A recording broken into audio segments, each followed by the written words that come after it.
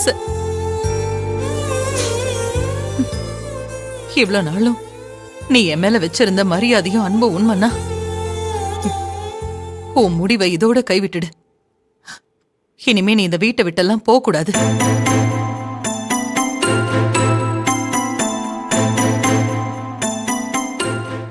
அண்ணி, ஏதாவது பிரச்சனைனா நீங்க ரொம்ப பக்குவமா இருப்பீங்க, நிதானமா முடிவெடுப்பீங்க. இப்ப போய் ஏன் அண்ணி அவசரப்பட்டு இப்படி ஒரு முடிவெடுக்க பாக்குறீங்க? எல்லாரும் ஒன்னா சந்தோஷமா இருக்கலாம் அண்ணி. அம்மாவும் அக்காவும் சொல்றத கேளுங்க அண்ணி. அண்ணி, யாரோ ஒரு மூணாவது மனுஷன். நான் இந்த குடும்பத்துக்கும் எனக்கும் எந்த சம்மந்தமும் இல்லை. ஆனால் என்னையும் இந்த குடும்பத்தில் ஒரு ஆளாக நினச்சி எனக்காக எதையும் செய்கிற அளவுக்கு எல்லாரும் என் மேலே அன்பு காட்டுறாங்க. அப்படி எனக்கே செய்கிறாங்கன்னா நீங்கள் இந்த வீட்டுக்கு மூத்த மருமக, உங்களுக்கு இங்கே எல்லா உரிமையும் இருக்குது, எல்லோரும் உங்களை மதிக்கிறாங்க. அப்படி இருக்கும்போது உங்களுக்கு உதவி செய்ய மாட்டாங்களா? ஆசானுக்கு தெரிஞ்சால் ரொம்ப வருத்தப்படுவார். நீ கொஞ்சம் புரிஞ்சுக்குங்க.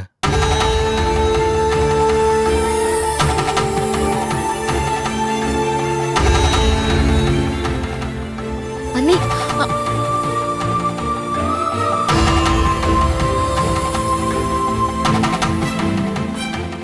இதுக்கப்புறம் இந்த பிரச்சனையை பத்தி அன்னிக்கிட்ட யாரும் எதுவும் பேச வேண்டாம்.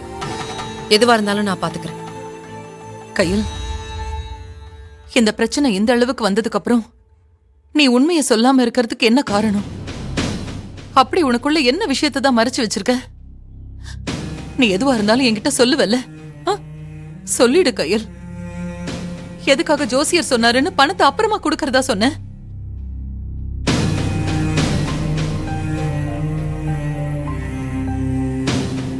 தனோ சொல்ற மாதிரி நீ பொய் சொல்றனோ இல்ல ஏமாத்துறன்னு சந்தேகப்பட்டெல்லாம் நான் கேட்கல. இப்படி ஒரு சூழ்நிலைய பார்த்துட்டு என்னால தாங்க முடியல கையில். நீ என்ன பிரச்சனைன்னு சொல்லிடு.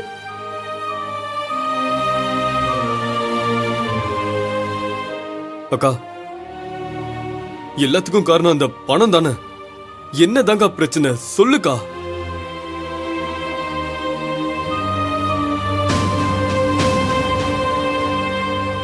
அன்னிக்கிட்ட சொன்னதுதான் உங்ககிட்டயும் சொல்றேன். என்னால இப்ப எதையும் சொல்ல முடியாது. என்னால வந்த பிரச்சனையை நானே சரி பண்ணிடுறேன்.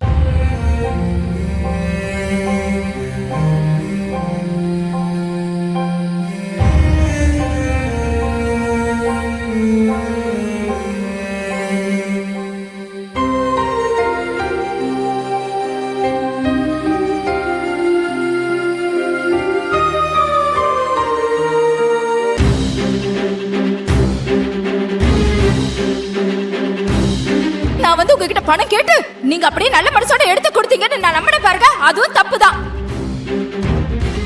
நாங்க ஹோட்டல் ஆரம்பிக்கிறது உங்க எல்லாருக்கும் சந்தோஷம் நினைச்ச பாருங்க, அதுவும் தப்புதான். நீங்க ஹோட்டல் வைக்கிறதுல எனக்கு விருப்பம் இல்ல, என் புருஷன் டிராவல்ஸ் வைக்கிறது தான் எனக்கு ரொம்ப முக்கியம். நீங்க காலம் புறாவும் இதே நிலைமையில எல்லா விஷயத்துக்கும் எங்களை எதிர்பார்த்துட்டு இருக்கணும்னு உன் மனசுல இருக்கிறத நேரடியா சொல்ல வேண்டியதானே? எதுக்காக எல்லாரும் முன்னாடி பணத்தை கொடுக்கற மாதிரி தியாகி மாதிரி நடிச்சுட்டு இப்ப இது இல்ல அது இல்லன்னு காரணத்தை சொல்லி எங்களை முட்டாளாக்க பாக்குறல?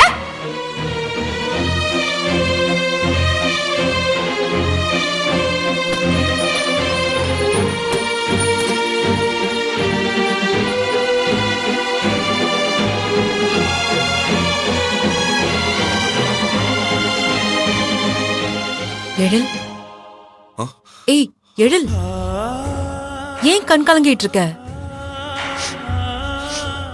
என் கண்ணீரை நீ தொடச்சிட்ட, உன்னோட கண்ணீரை யார் துடைக்கிறத?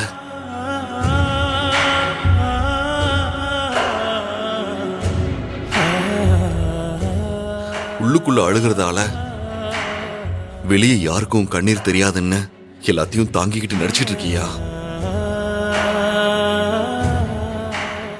எதுக்கு கையில் உனக்கு இந்த கஷ்டம்? நீ யாருக்காக இவ்வளவு கஷ்டங்களை தாங்கிக்கிட்டு இருக்கியோ அவங்களே உன்னை கஷ்டப்படுத்திட்டு இருக்காங்க.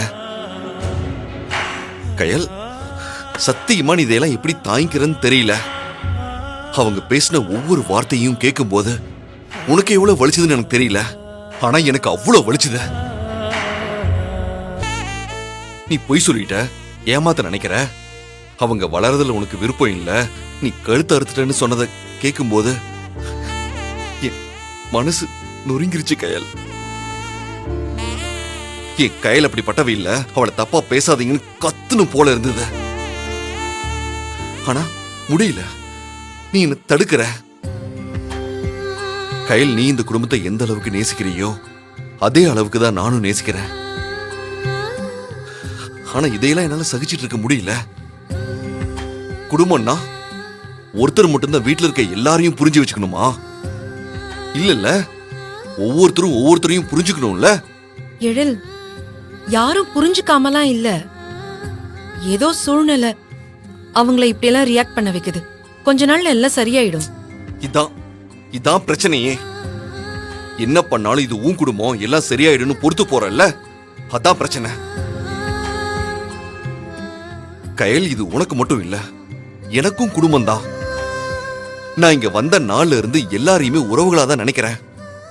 இங்க இருக்கிறவங்களும் என்ன அப்படிதான் நினைக்கிறாங்க, நான் நம்புறேன். இப்ப கூட நான் ஒன்னும் கயலை ஏன் இப்படி பேசுறீங்கன்னு சண்டை போட நினைக்கல. தயவு செஞ்சு உண்மையை சொல்லிருந்தா சொல்றேன்.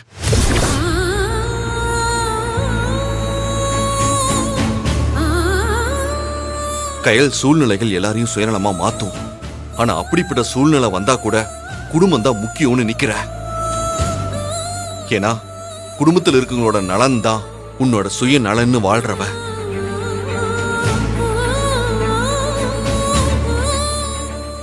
ஆனா உன்னையே எல்லாரும் முன்னாடியும் சுயநலவாதின்னு சொல்றாங்களே, அது எப்படி ஏத்துக்க முடியும்?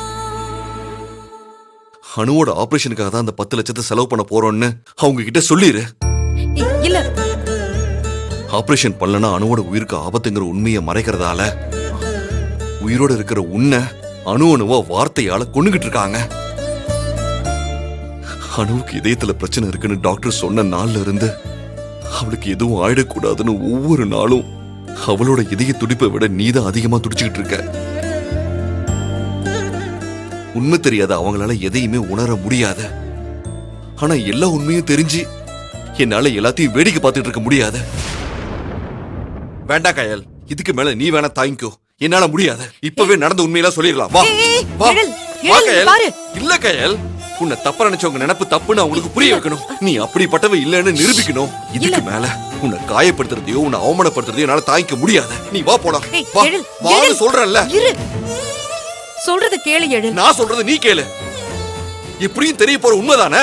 அத சொல்றதுல என்ன பிரச்சனை இப்ப?